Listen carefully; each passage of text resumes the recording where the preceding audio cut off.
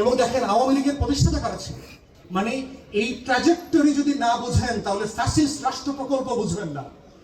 আওয়ামী লীগের দুইজন প্রতিষ্ঠাতা সভাপতি যারা 10-20 বছর দায়িত্বে ছিলেন তারা দেওবন্দের আলেম ছিলেন, মাওলানা ভাসানী এবং তারপরে হচ্ছে মাওলানা আব্দুর রশিদ তর্কবাগীশ। এবং আব্দুর রশিদ তর্কবাগীশ ও দেওবন্দের আলেম না, বিখ্যাত সিরাজগঞ্জের সরঙ্গা আন্দোলনে যার নেতৃত্বে শত শত মানুষ শহীদ হয়েছে ব্রিটিশ বিরোধী আন্দোলনে।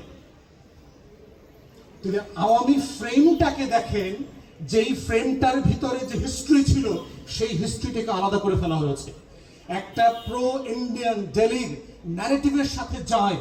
শেখ মুজিবকে ঠিক সেইভাবে কাস্টমাইজ করে বাংলাদেশের নেতা আকারে আমাদের সামনে উপস্থাপন করা হয়েছে। কি হয়েছে? মিনিস্টার ফ্রিজ কিনে হাম্বা জিতেছে।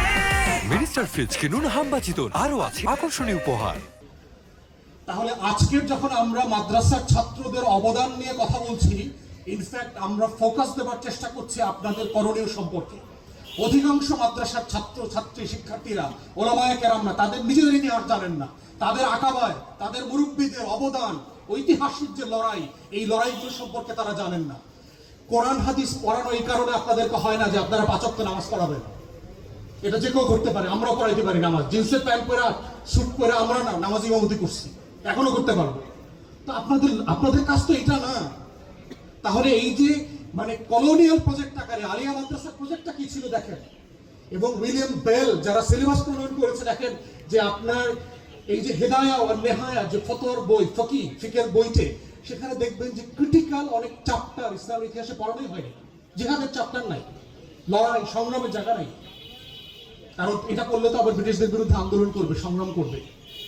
এই যে দেওবন্দের এগেইনস্টে আলিয়াকে একটা কলোনিয়াল প্রজেক্ট আকারে তৈরি করা হয়েছে, এর মানে এটা বলছি না যে আজকের আলিয়া মাদ্রাসা বন্ধ করে দিতে হবে, বাট এই যে হিস্টোরিক্যাল যে ট্র্যাজেক্টরি গুলো আছে, এই কর্নার গুলো তো আমাদেরকে অ্যাড্রেস করতে হবে। কারণ এই রাষ্ট্র প্রকল্পে তো আমরা ঢুকেছি, আমাকে তো রাষ্ট্র আকারে সার্ভাইভ করতে হবে।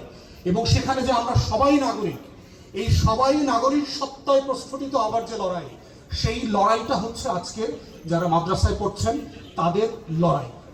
এই লড়াইতে মনে রাখবেন, আপনার পাশে অন্যরা তখন দাঁড়াবে যখন আপনি নিজে শক্তিশালী হবেন, দুর্বলের পাশে কেউ দাঁড়ায় না।